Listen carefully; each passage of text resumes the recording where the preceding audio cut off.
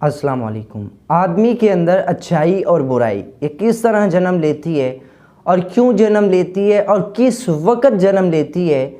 अभी आप देख रहे हैं कि एक आदमी बिल्कुल न्यूट्रल खड़ा है और न्यूट्रल होने के फ़ौरन बाद उसने एक एक्टिविटी की है। अब उस एक्टिविटी को वो अगेन दोहराना चाह रहा है। वो 5-10 मिनट बाद फिर वो एक्टिविटी दोहरा रहा है, उसके बाद थर्ड टाइम फिर फोर्थ टाइम फिर वो उसी दोहरा रहा है और ऐसा लग रहा है कि जैसे वो इस काम को करने में खुशगवार फील कर रहा है, इसलिए वो अपने आप को इस एक्टिविटी में मुब्तला कर रहा है और बार बार ये एक्टिविटी कर रहा है, चाहे वो अच्छाई है या फिर बुराई। असल में ये अच्छाई और बुराई इंसान में जन्म कैसे लेती है कि आदमी वो एकदम बुरा बन जाता है या फिर एकदम वो अच्छा बन जाता है, ऐसा किस तरह होता है। इस चीज़ को समझने के लिए फर्स्ट हमें हैबिट के बारे में समझना पड़ेगा कि आदत क्या चीज़ है और ये किस तरह पैदा होती है। अगर इस चीज़ को हम कंफर्म कर लें तो अच्छाई और बुराई का कॉन्सेप्ट क्लियर हो सकता है। हैबिट की फर्स्ट डेफिनेशन ये है कि those activities which we do regularly, वो एक्टिविटी जो हम रेगुलर बेस पर करती हैं वो हमारी हैबिट्स होती हैं। और विलियम जेम्स के मुताबिक वो एक्टिविटीज़ जो हम रेगुलरली करते हैं और करने से पहले हम इरादा नहीं करते कि हम इतने टाइम पर ये काम करेंगे, इरादा नहीं किया, इसे हम हैबिट कहेंगे। अब ये सवाल पैदा हुआ कि हैबिट जो है ये पैदा किस तरह होती है इंसान के अंदर। एक साइंटिफिक रिसर्च के मुताबिक यूनिवर्सिटी के अंदर हुई, उसके मुताबिक जो हैबिट है वो इंसान में तब पैदा होती है कि इंसान एक एक्टिविटी करता है, तो जब वो एक्टिविटी करता है माइंड एक डोपामीन नाम का केमिकल खारिज करता है और उस केमिकल के खारिज होने से इंसान की बॉडी को फ़ायदा ये होता है कि इंसान की बॉडी खुशगवार फील करती है। माइंड जो है वो free of tension, free of depression हो जाता है, तो खुशगवार सारा कुछ हो जाता है। फिर चूंकि वो इंसान अपने आप को खुशी के अंदर देखता है तो वो कह रहा है कि अब ये एक्टिविटी मैं दोबारा दोहराना चाहूँगा। वो फिर एक्टिविटी दोबारा दोहराता है, डोपामीन फिर खारिज होती है, वो फिर खुशगवार महसूस करता है। आदमी को तकलीफ़ है, परेशानी है, वो थोड़ी सी वॉक करके अपने आप को समझता है कि मैं रिलैक्स हूँ। अब दोबारा जब उसे परेशानी या तकलीफ़ आएगी वो वॉक करेगा और अपने आप को रिलैक्स करेगा। अगर वो दोबारा अगेन वॉक करके अपने आप को रिलैक्स नहीं करता तो माइंड उसे मजबूर करेगा, फोर्स करेगा कि थोड़ी सी वॉक करो और डोपामीन खारिज हो ताकि मैं भी रिलैक्स हो जाऊँ, बॉडी भी खुशगवार हो जाए। फिर वो मजबूरी के तहत वो वॉक करेगा और वो हो जाएगा।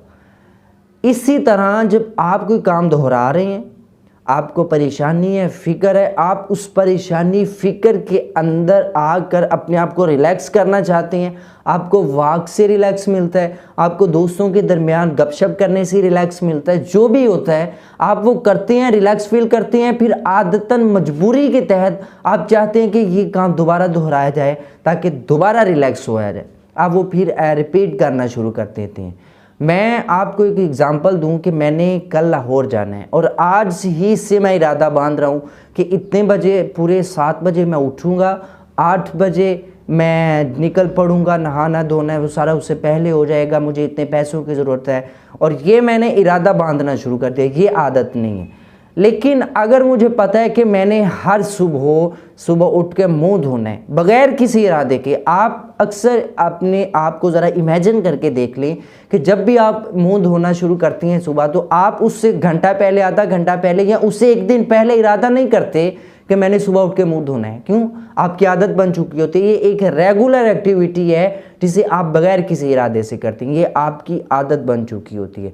आप दोस्तों के अंदर अक्सर बैठते हैं तो आप देखते हैं कि आप किसी को अगर मजाक करते हैं, आप खुश फील करते हैं तो आप दोबारा मजाक करती हैं और आप फिर जाने जाते हैं आहिस्ता आहिस्ता कि इसके दरमियान जब भी बैठना है इसने मजाक ही करना है। इस तरह इंसान एक आदत को अपनाता है within 3 to 8 month, minimum 2-3 month होते हैं और मैक्सिमम जो होते हैं वो 8 से 9 मंथ होते हैं, एक आदत को कंफर्म करने के लिए कि आपकी बॉडी के अंदर ये आ चुकी है। ये होती है आदत और इस तरह पैदा होती है आदत। अब आप जब कोई बुरा काम करते हैं, कोई जुल्म किसी पर करते हैं, आप खुशगवार फील करते हैं। अब आप अगेन उसे दोहराना शुरू करते हैं, अगेन दोहराएंगे, आप फिर बुराई की तरफ चले जाएंगे, फिर अगेन अपने आप को रिलैक्स करने के लिए, अपने आप को खुशगवार करने के लिए दोहराएंगे। और आहिस्ता आहिस्ता जब आप सुकून हासिल करने के लिए, जिस तरह आजकल के आशिक जब गम के अंदर मुब्तला होते हैं तो वो शराब की तरफ जाते हैं या फिर सिगरेट की तरफ, वो जब एक बार पीते हैं उन्हें होता है कि रिलैक्स फील हो गया है, ये जो सारा बोझ था दिल से ये हल्का हुआ है, फिर वो दोबारा। अक्सर आपने देखा होगा कि जो नशा करने वाला आदमी है उसकी आदत बन चुकी होती है कि उसने नशा करना है, वो छोड़ नहीं सकता। क्यों? आदत बन चुकी है, रिलैक्स फील करते हैं।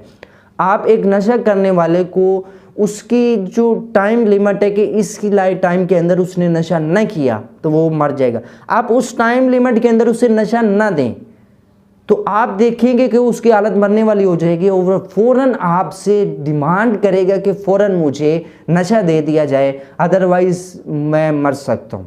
उसकी आदत बन चुकी होती है, अब उसको वो प्रोवाइड करना पड़ता है।